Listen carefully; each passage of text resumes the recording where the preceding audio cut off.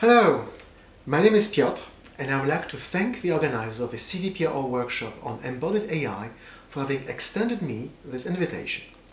Let me begin by telling you a story. Stranded on Elephant Island after the shipwreck of the Endurance expedition, with a ship crushed by ice, Ernest Shackleton and his crew attempted, in the spring of 1916, a risky 720-mile open-boat journey to South Georgia. They had carefully studied the trajectory using nautical maps, but during their journey, the latter maps froze and became illegible. So it is only through their extraordinary navigation skills, the memory, and by transferring knowledge derived from studying a top-down symbolic map to sea-level visual and compass observations that were made as they were sailing, but they ultimately reached, 2 weeks later, the shores of South Georgia. Such a feat has been cited as a prime example of complex human spatial navigation in unknown environments.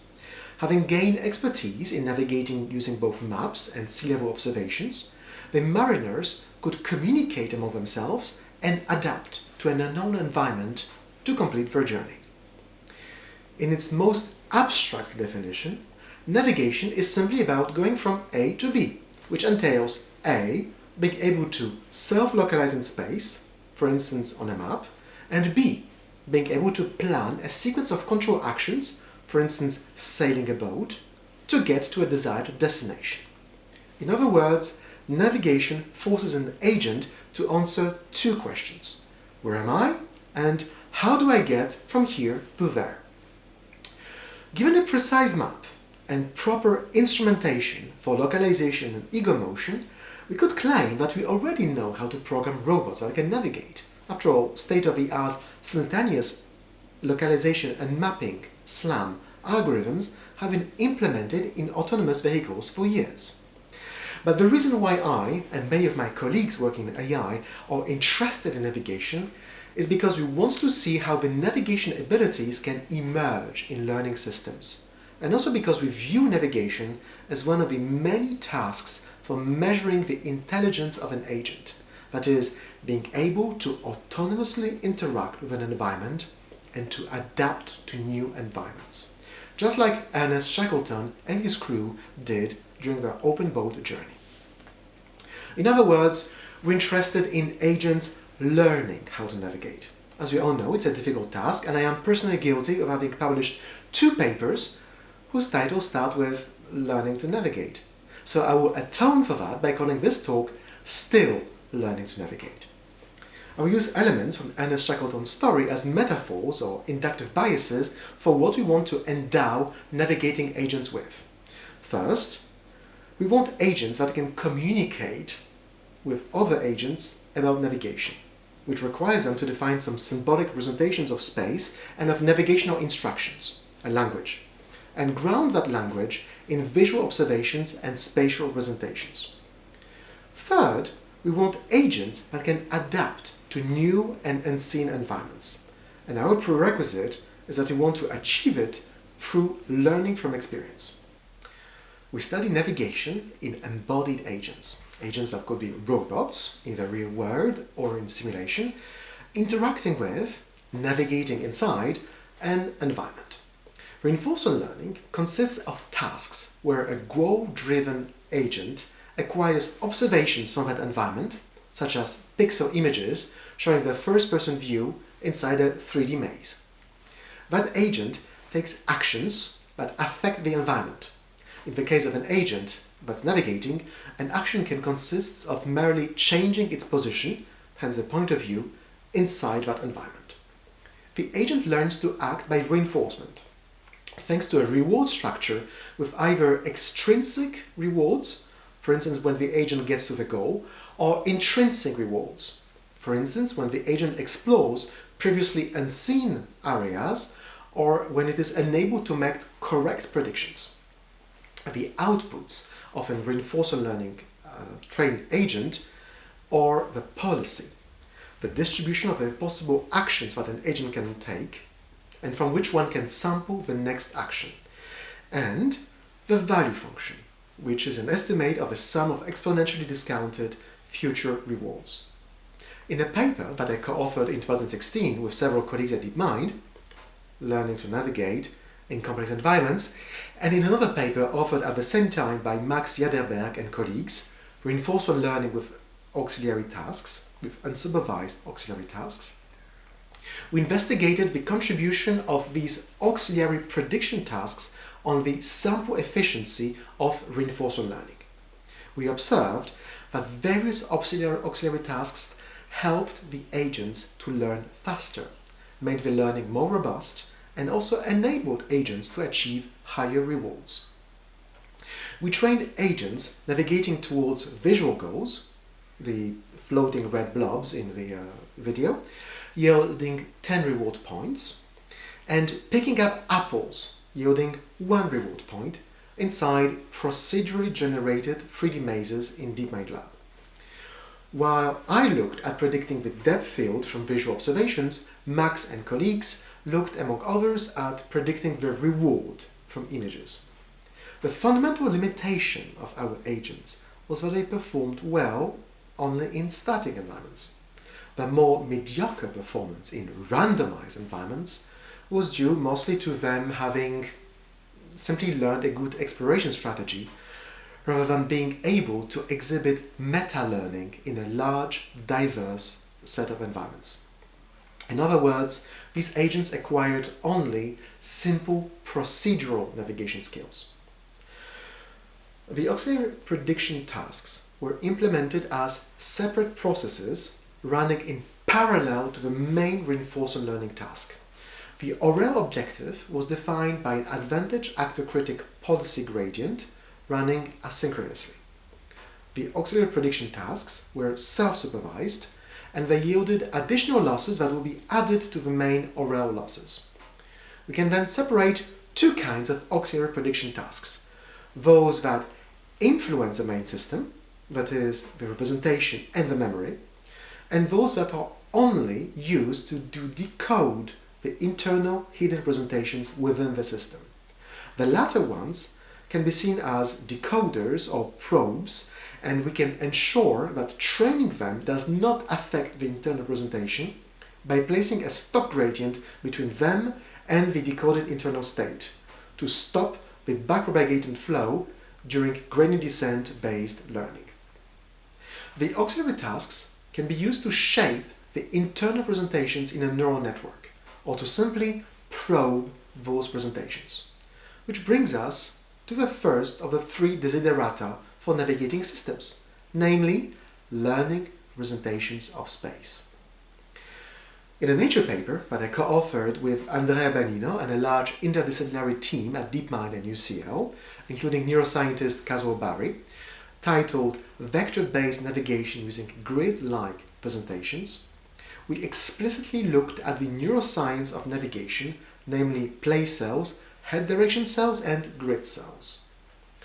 Place cells, discovered in the 70s by John O'Keefe and Jonathan Dostrowski, are neurons in the hippocampus shown to encode rotation invariant position of a 3D moving rat. Each such cell is specific to a position. Grid cells, discovered in the mid-2000s by Marianne Finn, as well as Maybrit and Edvard Mosers and many others, are neurons in the entorhinal cortex shown to encode a coordinate system. Each grid cell has multiple firing locations defined by a periodic triangular array covering the entire available surface of an open two-dimensional environment. Grid cells are characterized by a spatial scale, a spatial offset, and the orientation of a grid. And grid cells are connected to place cells. One can think of the system of grid cells as being a set of spatial basis functions that sum to a unique position. So in our work, we explored using the inductive bias of place cells and grid cells to help artificial agents localize and navigate. Specifically, we looked at how the internal representation of an agent trained to predict its own position can force the emergence of grid cell-like representations. We trained a simple recurrent neural network to do path integration. integrate egocentric forward and sideways velocity, as well as the angular velocity of its rotation in a 2D plane, starting from an initial position C0 and heading Z0, and continuously predicting its position C at time t and its heading Z at time t. Note that we adopted a place cell-like representation of position C using a mixture of spatial Gaussians and a mixture of circular Gaussian representation of orientation Z. And we noticed that by simply placing a linear layer classifier between the LSTM recurrent neural network and the location outputs, we could make grid cell activations emerge in the LSTM hidden units. That was visible in the 2D spatial rate maps for each hidden unit of the LSTM. It was even more pronounced when we looked at the spatial autocorrelograms. Some hidden units exhibited activations on a hexagonal spatial grid, like grid cells, but they were rotation invariant, whereas other hidden units were location invariant but orientation specific, just like head direction cells. We replaced the starting point initialization of the LSTM by a visual pathway that would intermittently send visual representation to the LSTM, jointly with that egocentric velocity, and we still managed to obtain the same grid cell-like behavior in the hidden presentations. So we decided to build a grid cell agent that uses the previously described grid cell network LSTM as an input to another LSTM that drives a navigation policy. We train that agent in DeepMind Lab 3D maze environments on tasks involving navigating towards a specified goal in a dynamically changing environment, with some doors opening or closing down during an episode. And using reinforcement learning, we could train an agent to succeed at this difficult task and to exhibit shortcut finding behavior. Interestingly, we also observed that you could take the grid cell and head direction cell representation at any 2 points in space, A and B, and then fit and train a decoder on top of A and B that would predict both the Euclidean distance from A to B and the difference of headings, effectively showing that we can learn via a combination of supervised and reinforcement learning a spatial representation of a metric space. Of course, one could have criticized our work so far for having focused on only synthetic and quite simplified environments. Which is why, with Raia Hadsell, Matthew Grimes and many others, we looked at something more difficult. We looked at building real-world data navigation environments for training reinforcement learning agents. In papers, Learning to Navigate in Cities Without a Map and the StreetLearn Environment and Dataset, we explain how we built such environments from Google Street View, leveraging the diversity of visual observations from real-world data. The StreetLearn environment enables an agent to navigate in a first-person ground-level view using photographic projections of Street View panoramas. Just like in Google Street View, the agent can take small rotation steps within a panorama or move to the next panorama, typically 10 meters away, but only if it is properly aligned with the street. Forward moves when the agent is facing the pavement are impossible and count as wasted actions. Just like in DeepMind Lab, StreetLearn has been made open source, and with great care for user privacy and for ethics, we released 114,000 panoramas covering Manhattan from Battery Park to Mid-Central Park and Central Pittsburgh, to which we recently added additional 30,000 panoramas from Manhattan acquired at a different time, related to the touchdown study. And that dataset and environment are accessible at streetlearn.cc and on GitHub. So, we trained an agent to do the courier navigation task, which means teleport the agent somewhere in the map of a large city area covering several tens of thousands of panoramas and about 3 to 5 kilometers aside, for instance Paris Rive Gauche, and then give the agent the target destination, for instance specified using latitude and longitude coordinates, and without telling the agent its current position. That's very important. The agent has to learn the association between target, lat-long locations and visual perception only using ORL, and initially it can only explore via a completely random policy. It progressively learns to navigate on longer and longer trajectories thanks to graded curriculum learning. One of the results that we report in the papers was about the generalization of a street-learned agent towards new goal locations. During training, we would never sample goal locations from some large parts of a map. Those parts of the map were used at test time to evaluate the agent's navigation skills into the unknown. We noticed that when we use the latitude-longitude representation of a goal, the trained agent was still able to successfully navigate to those goals at a comparable performance as it achieved during training. And this validates the hypothesis that the agent learned a lat-long representation of space through reinforcement learning, and that it was able to interpolate new goal locations using that representation. So, we have just seen how neural network agents can build internal representations of Euclidean space or of latitude and longitude coordinates, and to use this for the navigation policy. There is, however, another tool, different from maps and coordinates, that is commonly used for navigation. It is language.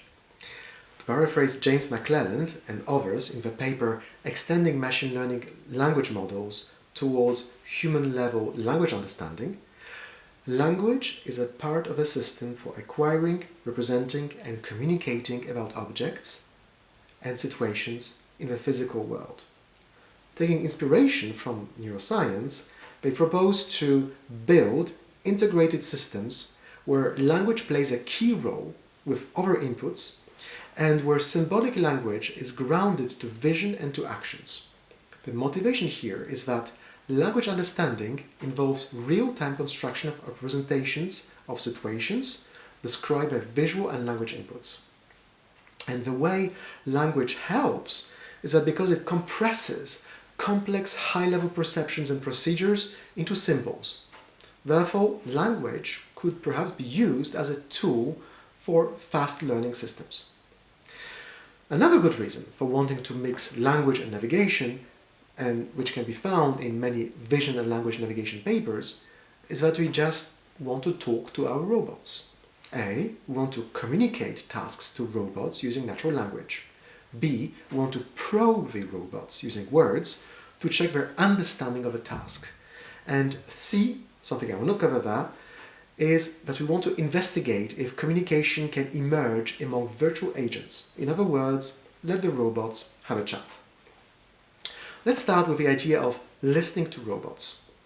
In a paper that will be published at the upcoming ICML conference, titled Probing Emergent Semantics in Predictive Agents via Question Answering, Abhishek Das and researchers at DeepMind trained predictive decoders for question answering on top of the internal presentations of agents exploring 3D rooms with an assortment of objects of various colors and shapes.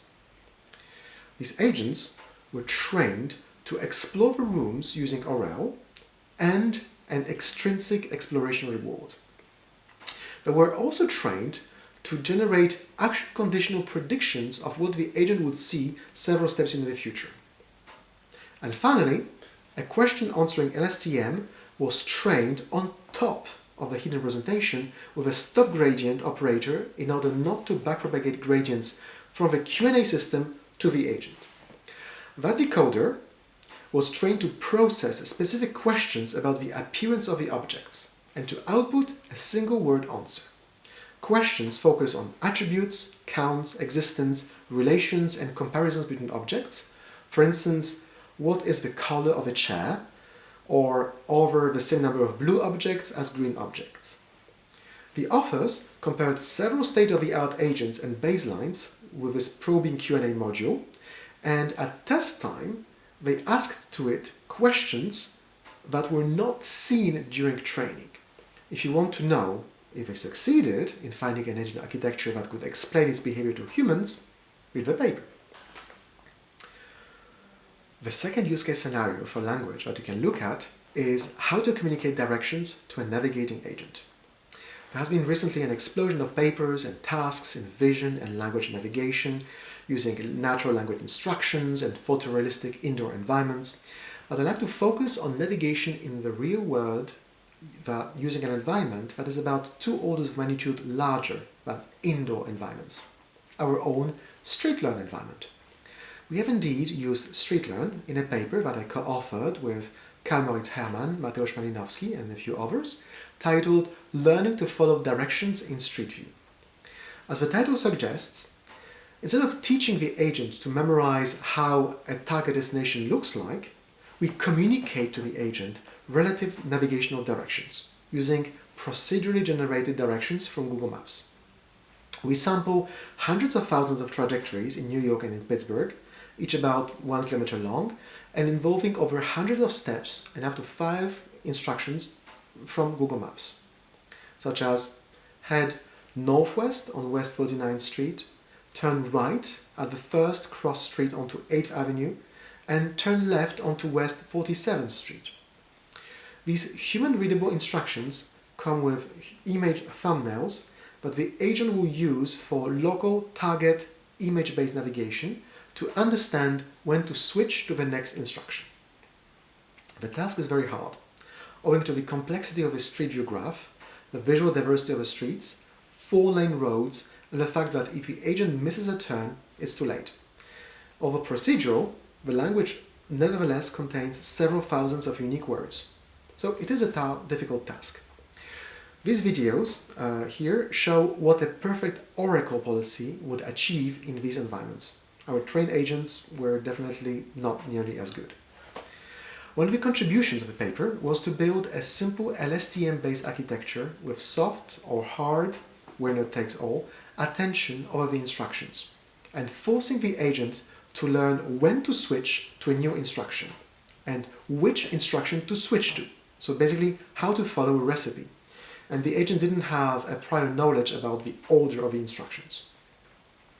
We noticed that the trajectories where the agent failed to follow instructions were mostly the 4-lane streets and avenues, rather than the small one-way streets. And because we wanted to evaluate generalization, the agent will be trained using pure ORL in downtown Manhattan, validated on midtown Manhattan, and tested in uptown Manhattan as well as in Pittsburgh. We arrive now at the third and last part of this talk, namely on algorithmic approaches to enable navigation policies to generalize to unseen environments, something that Ernest Shackleton and his crew managed to achieve. Broadly speaking, generalization to new unseen conditions is still a weak point of reinforcement learning. And to be a bit more controversial, I could rephrase it as, it's hard not to train your agent on the test data. In my own defense, we have been aware of this problem, and 2 years ago, shortly after publishing our StreetLearn paper, I co-authored with Jacob Bruce and others another paper titled Learning Deployable Navigation Policies at Kilometer Scale from a Single Traversal. In summary, Jake acquired in about a day a full scan of his university campus running a robot, and then using a visual module consisting of a residual ConvNet pre-trained on ImageNet or PlaceNet data, he trained a goal-driven navigation policy from that single traversal. Then, a few weeks later, as a visual, illumination, weather, crowd conditions had changed, he deployed this policy to control a mobile robot. And it worked, proving that navigation policies can generalize to small changes over time in the same environment. The somewhat harder problem is to generalize a navigation policy to a geographically different environment, going places. I just mentioned this problem in the context of language-based navigation in the StreetLearn environment, and we use that same environment to publish another paper with Angli, Clara Hu, Mehrdad Faraj Dabar, looking at a slightly different approach, cross-view policy learning for street navigation. The idea was simple. It was somewhat inspired by the story I told you about navigator Ernest Shackleton. We try to learn a goal-driven navigation policy using 2 different views. One with ground-level views, the usual street view, and one with top-down aerial views, acquired by a plane flying above the city in that same environment. Then we adapted to a new and unseen environment by retraining that pre-trained policy, but this time we used only the aerial view. So it is our equivalent to studying the map of an unknown area. And finally, we try to transfer that knowledge to a ground level policy in that unseen environment, and we realized that we still needed extra training. But the major contribution of our paper was the cross-model architecture with two different pathways, one for the aerial view and one for the ground level view. And during training, we enforced both pathways to stay similar, through dropout and through regularization on the hidden representations. But this cross-model approach was not sufficient to enable the agent to generalize in a zero-shot way to a new environment. And the reason for this is structural. The goal-driven navigation task, as we formulated it, required the agent to memorize an association between visual observations and the description of a goal, and either through absolute coordinates or through place-specific words in the natural language. If you want to address the problem of generalization in embodied navigation, rather than trying to achieve zero-shot performance in a completely new environment, we could focus on one-shot generalization by rapid adaptation to the new context. In that case, we need to define the task in such a way that it can accommodate a phase of exploration, or perhaps demonstration, followed by exploitation of that newly acquired knowledge. What we need then are, for instance, read-write neural architectures that can enable to store transient information. And this is inspired by episodic memory models from neuroscience. An example of such episodic memory architectures are the neural Turing machines, revised and renamed as differentiable neural computers and published in a Nature paper titled Hybrid Computing Using a Neural Network with Dynamic External Memory. This DNC has served as unsupervised predictive memory in a goal-directed agent. I'm literally just citing the title of a paper that we co-authored with Greg Wayne, Alden Hong, David Amos, and others. In that paper, we propose a new neural network agent architecture called Merlin, acronym for Memory, Reinforcement Learning, and Inference. The episodic memory of an agent is implemented as a differentiable neural computer, and it is progressively filled with the hidden state representations of a navigating agent. The state variable is used in a variational sequential autoencoder to make predictions of future observations. And the policy network that controls the agent is separate from the memory controller that stores writes into the memory, and it has only access to the current state variable and to the episodic memory, and it makes predictions of which action should be taken next. The Merlin agent was demonstrated to be able to learn how to explore efficiently in a new, previously unseen, procedurally generated 3D maze. During exploration, the value function prediction remains flat, but once the goal is acquired once, the agent can respond at random locations in the small maze, and it has already accumulated enough latent representation of a current maze structure and of a current goal location to be able to efficiently plan a new navigation trajectory to quickly get to the goal from the current position, and then again once it responds somewhere else, etc., until the end of the episode. The value function prediction keeps rising, even if a goal is out of sight. And my own analysis of the agent's hidden representations showed that the allocentric goal location could be accurately decoded from the agent. The work on the use of episodic memory for navigation has been continued at DeepMind, and I would like to mention this last paper that has literally just been put out on arXiv. Rapid Task Solving in Novel Environments, authored by Sam Ritter, Ryan Faulkner, and others. The goal of their work is to build deep oral agents that can 1. Learn to leverage prior knowledge to start solving their current task. 2. As they are solving that new task, explore and gather knowledge for use in subsequent tasks. And 3. Plan, using knowledge accumulated in an episodic memory. Their agent is trained on successive episodes. Each episode can take place in a new environment. Within an episode, there are multiple tasks in the same environment until the time elapses. That agent is given a presentation of its current state, for instance, visual observations in street learn, and of its current goal, for instance, the visual observation at the goal location and orientation. The episodic planning network, EPN, is a slot-based memory that stores a concatenated presentation of its previous state, previous action, current state, so in other words, the state transition, and the goal. The planning network consists in iterated self-attention over the episodic memory. The authors use an expanded version of street-learn environment with 12 different cities where to train the agent and one held-out city where to evaluate. Because the episodic planning network stores the representations of full state transitions, and because the planning is implemented as iterated self-attention over the entire memory of the episode, it manages to succeed at a difficult one-shot street-learn navigation task, almost reaching the oracle performance, whereas the Merlin agent and several other state-of-the-art deep ORM methods did not. So, we have highlighted and illustrated 3 domains of investigation that I believe to be relevant in our quest for agents that try to learn to navigate. Intense work is undergoing in all 3 of them, from the various neuro versions of SLAM that I omitted in the talk, that try to address the problem of learning spatial presentations, to the difficult task of grounding language to perception, and to the recent advances in fast episodic memory systems that could potentially and hopefully be used for large-scale navigation and generalization. I am positive and optimistic that, given the complexity of the task, in the foreseeable future, agents will still be learning to navigate.